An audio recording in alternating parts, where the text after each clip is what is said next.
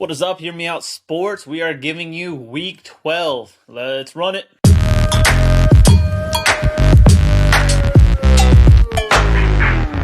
All right, so before we start, it's a holiday weekend, Thanksgiving, so I'm going to just give you how it is. This is going to be what we call our lightning round. We're just going to give you our impulse starts and sits, not too much research going into it, and we're going to try to get you this video quick and easy. So without further ado, let's jump into week 1, or I guess week 12, game 1, Thanksgiving Day, Buffalo Bills versus the Detroit Lions. Starting with tight ends and then going QBs for each game, we're going to give you our starts and sits. So starting with the tight ends, we got Dawson Knox in the sit column, and we got James Mitchell and Brock Wright in the sit column. I just don't think that these are playmakers, in my opinion, as far as these teams go, and that they have better targets and more useful targets, and I just don't think that they're going to be targeted that much. Now going with the quarterbacks, Josh Allen, for sure a star against this Detroit Lions secondary, who has looked decent recently, but they definitely have their weaknesses. On the Lions side, I'm actually going to impulsively start Jared Goff. Buffalo Bills have a good defense, but the Lions have proved that they can score and score big, and if they're forced to pass, I think that that could have some benefit for Jared Goff.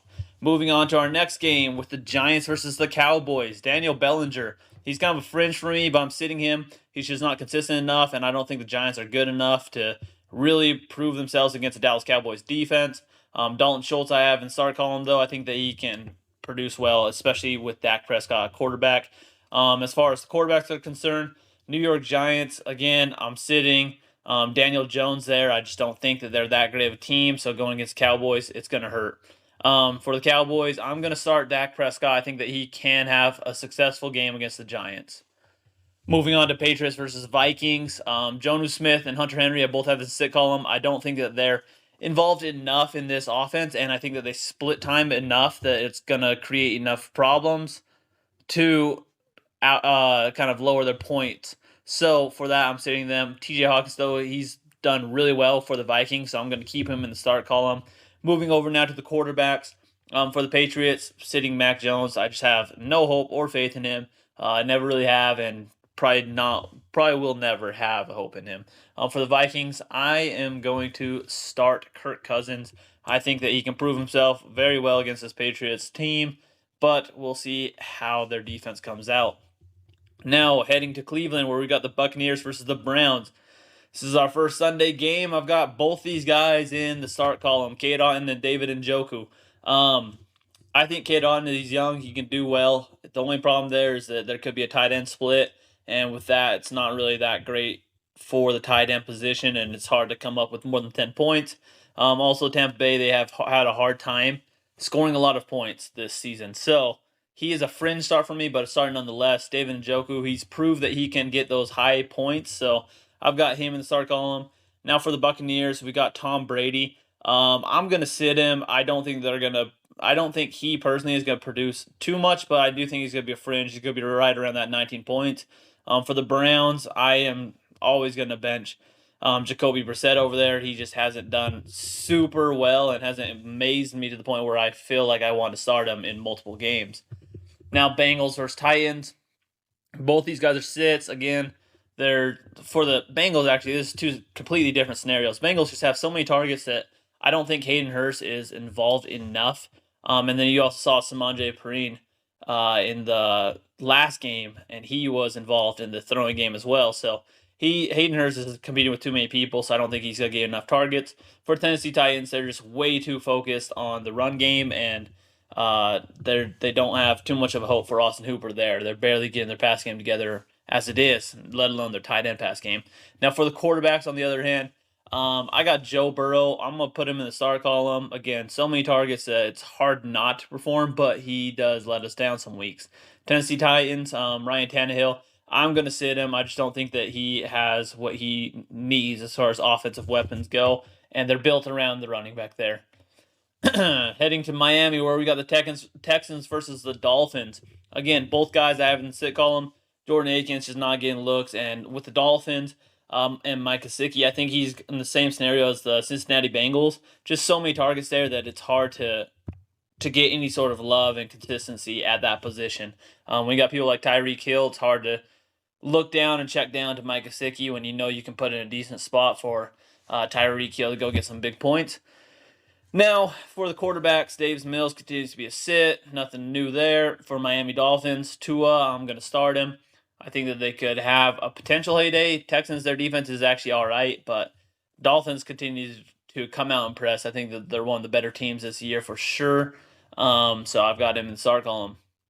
Bears vs. Jets, Cole Kmet, I've got him in the start column. He has had some decent games in the past 3 weeks with Justin Fields. Justin Fields has been impressing. So I'm going to start Cole Kmet for the Jets. I'm going to sit Tyler Conklin. I just don't think that they can get it together. Now for the quarterbacks, I've got Justin Fields in the start column. He's proved time and time again for the last few weeks that he can break that threshold and not just break it, but absolutely destroy it, annihilate it, whatever you want to say. For the Jets, Zach Wilson, he's a sit. Also, I'm going to preface this by saying I've done zero research, and sometimes I miss games. So if someone got hurt, sorry, I might just be at fault and say sit him or start him because I might not just know about that injury right off bat. So apologies in advance, but I'm going to just give you, based off my knowledge, who I would start and sit. Now, going over to the Falcons versus Commanders, Kyle Pitts, I've got him in the start column. I think that he is capable. He is one of their few targets that they'll actually pass to, but he is not consistent enough. So he's a fringe. I just think that against the Commanders here, he can do well. Logan Thomas, again, Taylor Heineke passes to other people. So I've got him in the sit column. For the Falcons, I got Marcus Mariota as a sit.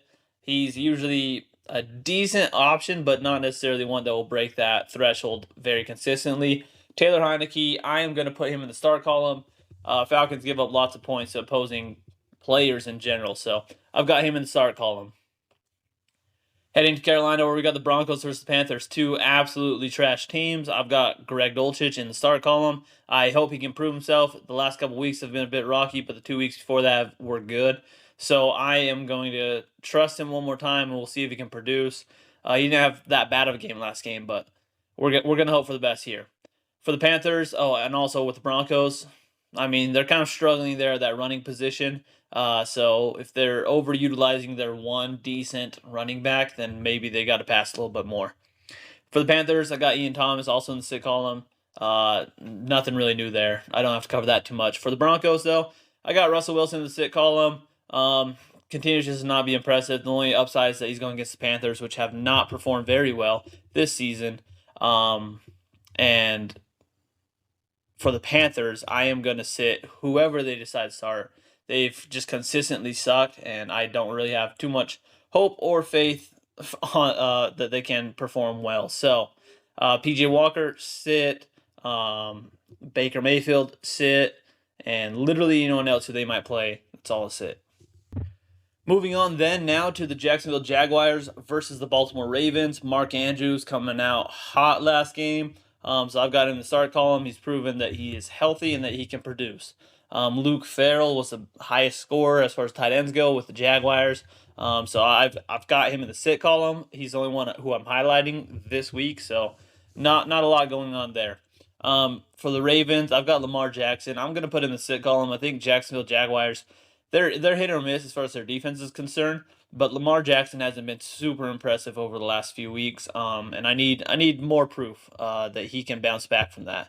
For the Jaguars, I got Trevor Lawrence. I am going to put him in the start column. Again, just impulse. I don't really have a good reason as to why I think that they can perform well. I think that he has performed well in past games, but we're going to see if they can produce.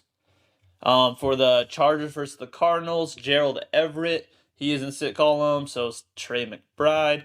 For Trey McBride, he's a bench warmer, so I think that Zach Ertz was their go-to, and they put too much time and effort into him that anyone who's trying to fill his shoes is just going to be incapable. For the Chargers, Gerald Everett, he's a fringe for me. Arizona does give up a lot of points, and he can do pretty well, but I've got him in the sit column just because they've been sharing some targets to other people there who performed very well last week. Now, as far as quarterbacks go, Justin Herbert, I'm going to put in the start column. I think that he's starting to bounce back, finding his groove with some of these targets, and is able to impress, especially now going against Arizona Cardinals, who they could put up some decent points, especially if Kyler Murray's playing, and that would force the Chargers to pass. and also they give up a lot of points. So then that passing that Justin Herbert will have to do is going to have some decent success behind it. For the Cardinals, I just said Kyler Murray, if he's playing, sure, I'll start him. I think that he's very capable. If it's his backup, though, with Colt McCoy, I'm not going to start him. So that's my synopsis on that. Now heading over to Seattle, where we got the Raiders versus the Seahawks. Foster Moreau, very good tight end, and that offense has incorporated a tight end scheme into it. So I've got him in the start column.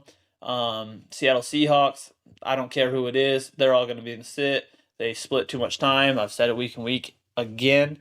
Now, as far as quarterbacks, Derek Carr, he has been less than impressive this year, in my opinion. So I've got him in the sit column. But if he keeps finding Devontae Adams, that is his key to success as far as fantasy goes. For the Seattle Seahawks, I am going to put Geno Smith in the start column. I think he can perform well against the Las Vegas Raiders, who have, again, given up a lot of points. Now we got the Rams versus the Chiefs. Tyler Higbee is going to be the start column for me, and so is Travis Kelce. I think Tyler Higbee succeeds, especially when Matthew Stafford is out. And then you also have Cooper Kupp, who's hurt, so that means you still have more targets going to Tyler Higbee than he previously had. For the Kansas City Chiefs, no-brainer, Travis Kelce, he's a start. Now switching over to quarterbacks for the Rams, Matthew Stafford, again, dealing with some sort of concussion issues over there. I will not be starting anyone who backs him up. Despite him climbing, I can't remember who it is. His name escapes me right now, but he is climbing up in the trending charts. But I need to see that he's actually capable of breaking that threshold. He did look good in the little bit he was in, though. Kansas City Chiefs, I am going to start Patrick Mahomes. I think that they could potentially have a heyday against this Rams team, and I think that he's going to find his targets and be able to find some touchdowns off those targets. Heading over to San Francisco, where we have the Saints versus the 49ers. Juwan Johnson, man, given the beginning of his season, he absolutely sucked at the beginning of the season. But in these last few games, he has gotten a decent shake, and he's been able to produce with the opportunity he's been given. So I've got him in the start column. For the 49ers, George Kittle, he is one of those consistent tight ends, so I have him in the start column as well. Now, heading over to the quarterbacks for the Saints, I don't want any of the quarterbacks. They're all sits for me. So Andy Dalton, Jameis Winston, anyone else. They're all sits. For the 49ers, so I called on Jimmy G this last week. Finally got it. I stayed true to my guns. I am actually going to start him again.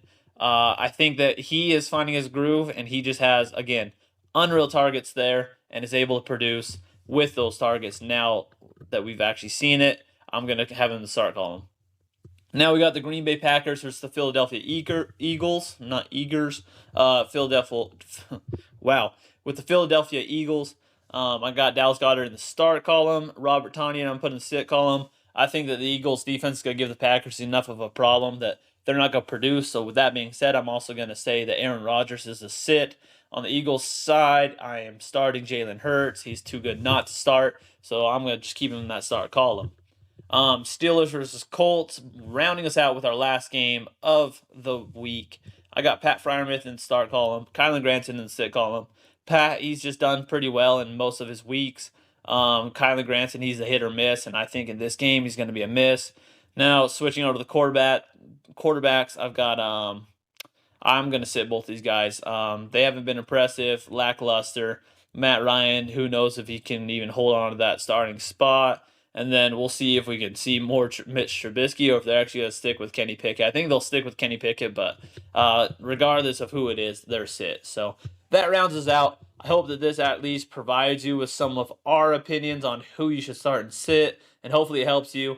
Again, lightning round for this short week, this quick turnaround for lots of games and for, traveling and holidays. I want to get you this information quick so you can move on about your day and set your lineups and forget about them. With that, we're logging off here, and we will catch you in Week 13.